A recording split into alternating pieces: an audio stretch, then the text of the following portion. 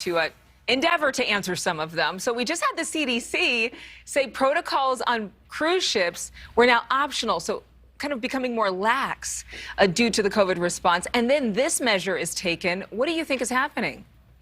Well, you know, they say it's a COVID-related issue, but it's really a port-related issue.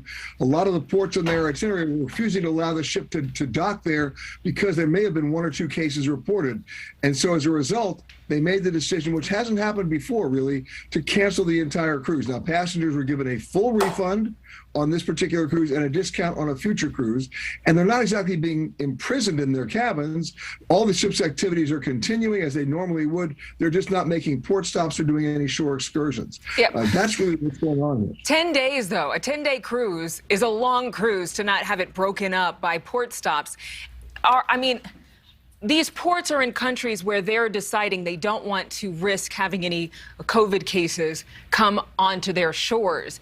But when you say 1 or 2, I mean, really, there are so few. And would those people have been allowed to get off the boat anyway? Well, here's the thing.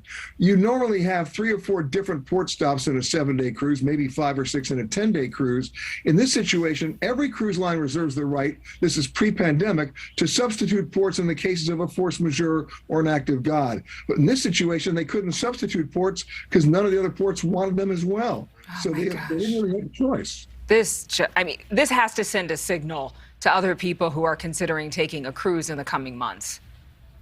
Yes and no. Let's do some numbers here. Of the more than 1 million people who've taken a cruise since cruising has resumed, the number of COVID cases, 0.2%. So the numbers are still very much in everybody's favor. However, it's about the ports. It's not about the cruise ships, because if the ports won't let you in, there's no point in continuing the cruise. Well, so this is the first time this has happened. But Peter, why didn't they check with the ports before they took off? They did check with the ports before they took off. These are decisions that are being made by the hour, not 2 weeks in advance. This is so whack.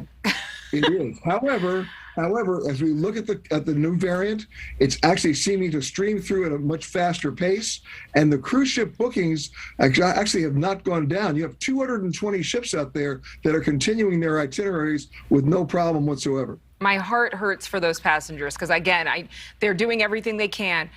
99.9% of them are vaccinated. The cruise ships are trying to get, continue with business as usual. And then this happens at the last minute. It's like, ugh. I know. And, the thing is, they have to pivot quickly. They don't have much of a choice. The good news is no one's in any danger. Something tells me the bar is actually doing pretty good business. And the buffet. Peter Greenberg, thank you, as always, for the perspective. Well, just ahead thank you so much for watching. Make sure to click on the red subscribe button below so you can get more of NewsNation's fact-driven, unbiased coverage.